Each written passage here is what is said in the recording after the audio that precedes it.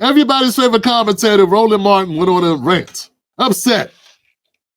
Mind full of fury because people didn't understand how dangerous Donald Trump is. There is literally, as we speak, an entire... Does he have to yell like that? I know I get loud. But is that necessary? Is that what I like him? Is that why you like him? I did a segment on the Democratic Party is not the party of masculine men. This is some unmasculine shit, Roland. All right, let's calm down. I'm gonna run it back, I'm just saying. For the hit play, and it got to hear that. There is literally, as we speak, an entire focus to gut every single civil right and economic gain that we have had since 1964 because they are pissed with those three acts. They're pissed with the Brown versus Board of Education Act. You have voucher bills that are being pushed in Texas and Tennessee and other places to gut public education. What we have to understand is there is a vicious assault to completely defund Black America. Okay. Roland Martin. Let's roll back Roland's rhetoric. Let's roll back Roland's rhetoric here. Yeah, Roland, little too heavy on the hyperbole. Okay. Yeah, a little bit too much. Okay, so you're implying, Roland, that this is the end of days for Black people. And it's what's happening under Donald Trump is so unprecedented, and we are walking into doom. That this is unmitigated goal of Donald Trump. He's trying to put Black people back into slavery, right? That's basically what you're saying. Trying to get every civil right. He's trying to take away all economic gains since '64. You know, here's the thing, man. What you're saying is that it's not supported by the facts. Yeah, he hasn't gutted every civil rights act. He has not ruined all the economic opportunities for Black Americans. You're real short on specifics. Now, I will agree that there's some policy shifts that are very notable, brother, and those are things we should consider, and we should have a conversation about it. We don't need to be yelling and hollering and screaming like you, though, because that ain't how you get anything done. In fact, it just puts a bunch of emotion ahead of reality. That's what that does. And for somebody who's yelling like that, you would have thought you should have been yelling all during Biden's term, because that's how you ended up with Trump. You do realize we didn't end up with Trump by some happenstance. There was an election. You got paid $350,000 to give a soft-ass interview to Kamala Harris. Maybe if you gave her a harder interview and was able to get a moment out of her of realness, maybe more people would have voted for her, but I digress. That's a cheap shot. Let's keep it on the focus. Trump does disproportionately, his moves have disproportionately will impact Black Americans, the moves to the federal government. I will give you that. And that, unfortunately, is I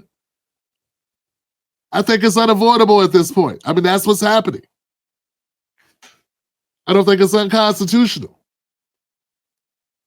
I acknowledge the impacts that Trump's changes will make, but I do believe that a number of the changes that Trump has made, I think were premeditated or precipitated, caused by the actions of the Democratic Party. And I'm not just talking about the election. I'm not just talking about Biden being a corpse weekend at Bernie's president. I'm not just talking about Kamala Harris being one of the most unlikable candidates in recent history for the presidency. I'm not just talking about that. I'm talking about the policies that the Democratic Party has proposed, and where that has put the opposition, which is the oppositional party being the Republican Party, has put them in the driving seat. And I haven't seen you be much of a proponent to those policies. that put us here.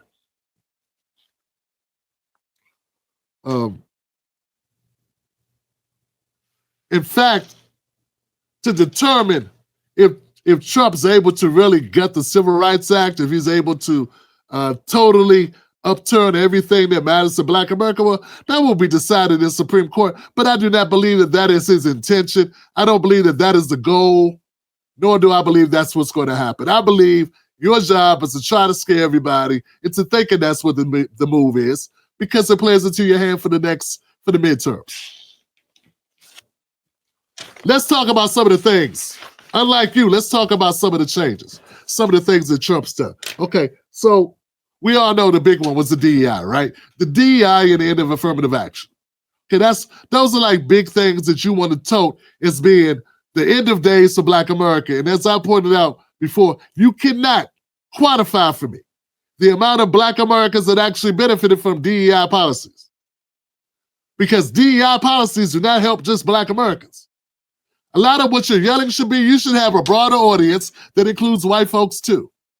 You should have a more diverse audience for all the yelling you're doing, because the true beneficiaries of all those policies that you talk about that Trump stopped, that he's rolled back, that he's froze, they helped those people more than it helped us. So why are you yelling at Black people about policies that helped Latinos and Dreamers and LGBTQIA? Not to say we don't have trans and LGBTQIA people in the Black community. I'm saying, but we do not make up the majority of LGBTQ people in the country.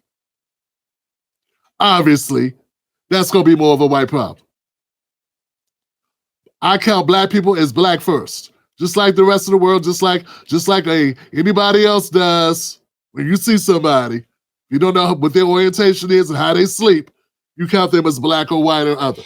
Now, so the DEI stuff, let's get this straight. And I want to say something about the DEI that I haven't heard anybody say. And I'm really happy you're giving me this opportunity. What the hell did you expect, Roland Martin? Yeah, see, I blame you, I blame Obama, I blame Democrats in general for rolling all these other groups up into blackness. I do not believe that this would be happening if things were what they were, say, pre-Obama, before all these DEI policies crept into everything, before you were trying to transform the country into this melting pot of LGBTQIA and Dreamers. What did you expect America to do when you make everybody a protected group except white guys? I'm sorry, straight white men. What did you expect them to do? You went from only the most racist of racist people would argue that Black Americans have gotten a raw deal in America.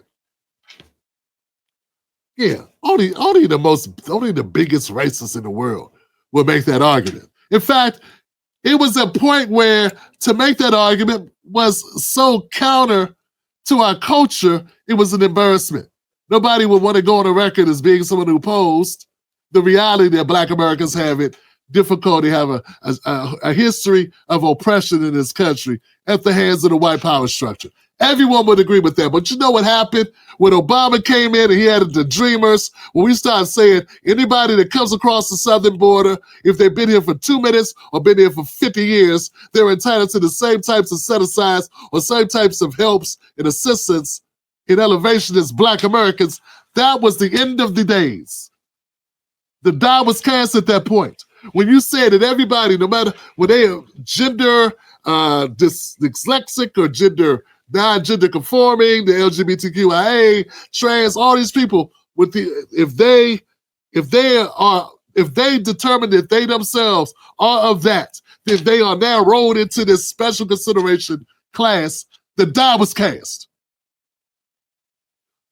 All those people should not have been in the elevator with us, trying to move up a level. That's what happened, and then there's going to be a backlash from that. Stop making it seem like it was a backlash against Black America. You put all these people in with us who should have never been included with us, because they had not suffered the same oppression that we did. But you went to benefit all of them on the strength of Black Americans. And that's what's caused the backlash. So once you intertwine black people with dreamers, with people who illegally entered the country, with LGBTQIA, with people that have floating genders, with people with all different types of situations, well, then you have basically doomed us.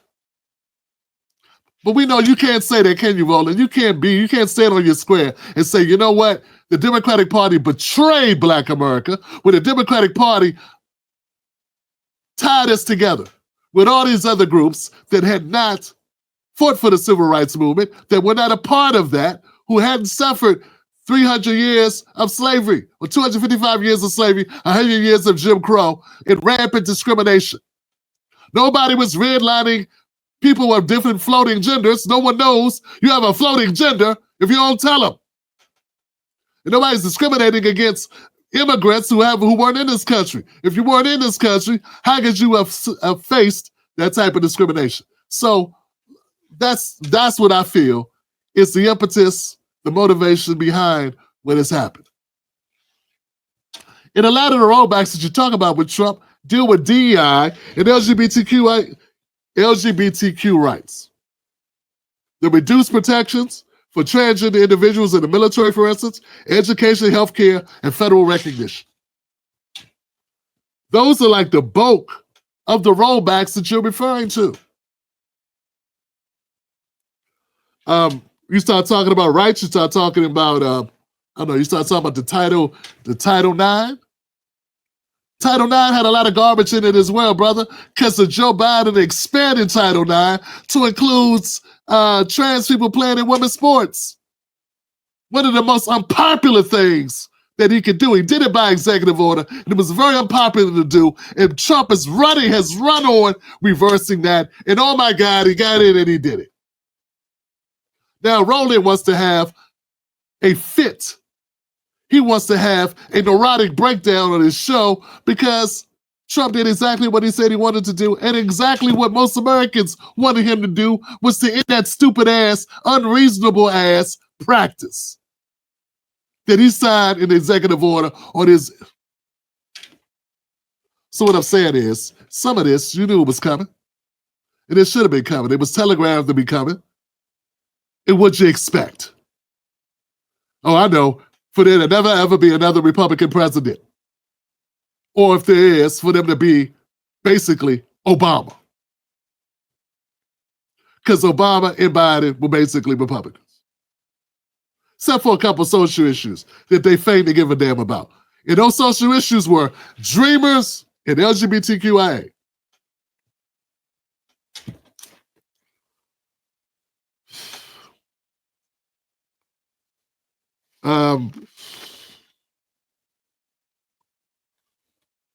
Yeah.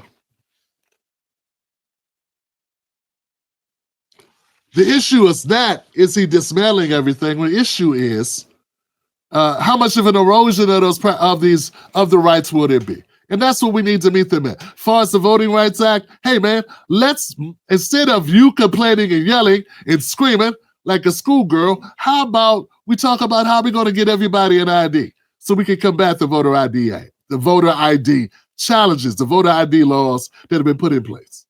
How about we mobilize? How about you mobilize, Democrat, who calls himself an independent? How about you guys mobilizing to get those voter IDs done? And also mobilize to get those polls open, because that's what we're talking about. And I do support, and I think Trump is wrong, and I do support people having access to the vote.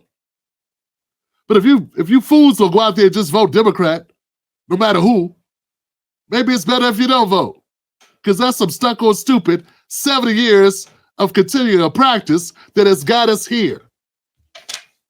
Which brings me to my other point. And this is not to defend Trump at all. This is to defend reality. This is a defense of black people. I tell you quick, I'm not MAGA, I'm MABA. Make America black again. I don't mean make America diverse again. I don't mean make America DEI again. I don't mean make America good for everybody again. No, make America black again. When black people were standing up for black people's shit. When black people went to toe-to-toe for black issues. and we cease the kumbaya garbage and focused on us because we're on the bottom. We ain't sharing the bottom with the Latinos. We're not sharing the bottom with the Asians.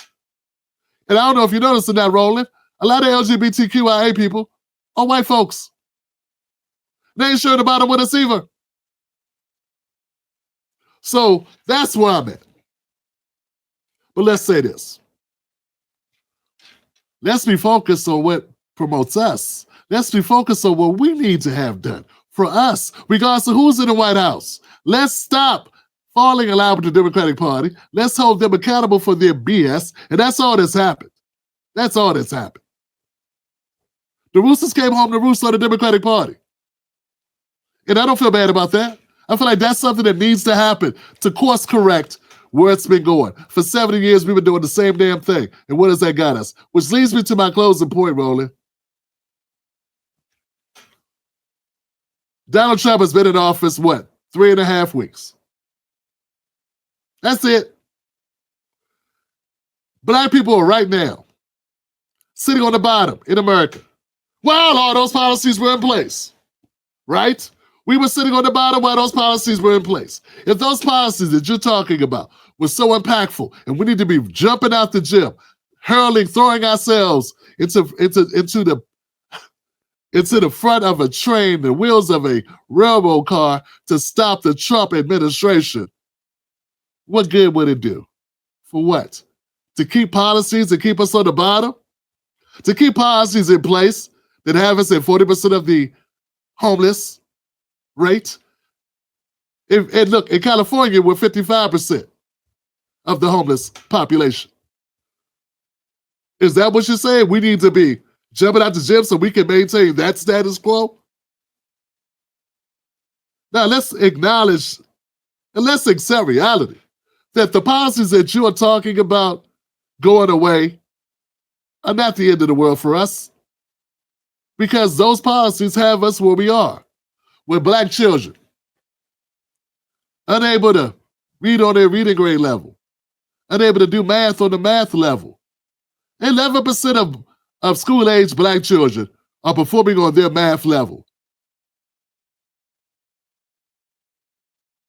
Their actual math level they should be performing on. Compare that to 75% of white kids. That's under these great policies you're talking about that are going away. That's underneath all these great policies.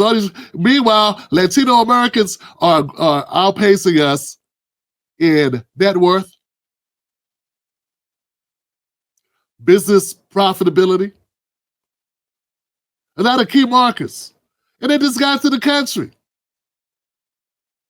60 years ago. In fact, they came in around the same time we started voting Democrat consecutively as a block. That's when they came in. That's how we were rewarded. With another group whose numbers went from 20,000 a year to some crazy numbers all the way up to 10 to 12, 20 million in the last couple of years under Biden. So that's how your Democratic Party rewards us. Bringing in another immigrant class that steps over us while we lay dead on the concrete. And they are in the hotels above us. All right. Now, Roland, look, I get it, man. I get it. There's some policies that Trump's implementing that are not going to be favorable to some of the, to Black Americans to a certain degree. But I chalk that up to inept leadership in the Democratic Party, inept policies that tied Black Americans to all these other groups, which created this horrible situation that we find ourselves. None of us, at least none of us knowingly, I don't believe any Black people see LGBTQIA issues to be on par with Black issues. But there we are anyway, tied together in a civil rights struggle with people who didn't have a civil rights struggle. You understand what I'm saying? They didn't earn it, Roland. You know this. But of course you would never agree with me. Now you're too busy making segments where you shit on new Black media, where you, for some reason, have to make us your punching bag. You need to be punching your own party. Because that's who let you down, Roland. Or you can punch yourself. That's probably the best option. All right, guys, check it out. Yeah, let me know what you think in the comment section below. Hey, Roland's crazy. He cuckoo for Cocoa Puffs, but really what it is, he's doing his damnedest to save his party from the ass kicking, from further ass kickings. And you know what, Roland? You are the prime evidence of them not getting it. Them not getting it, not even close, not even the vicinity of getting it. Nowhere near getting it. In fact, your compass is set to point you in the opposite direction. Your GPS coordinates send you to the opposite of the desired destination of getting it. Okay? And that's intentional. Democratic Party's agenda, they're not willing to win if winning means they have to put black issues first. And as long as they think that way, as long as they operate in that fashion, they deserve to lose. And I will sit here and I will watch them lose. And in fact, if you want to blame somebody for them losing, blame me. Blame me. I take the blame. We take the blame for that every day. I want credit. Give me my damn credit. Because they deserve to lose. Take my people for granted, disrespect us, bring in a whole nother class of people, and let them use our heads as stepping stones to get to where they want to go? Nah, man. I lose. Lose every day. Lose twice a day. Lose every day of the week and twice on Sunday. That's what happens. Nah, you want to make it out to be it's just a race and Trump wants to stop black people from being successful. I don't think that's what it is. I think you shouldn't have tied us to all these other groups and made us a part of a block with a bunch of others. And I know look, I'm not saying it is definitely not Roland. Okay? It's the Democratic Party that did this. But now we're part of a team. They made us a part of a team that we didn't join.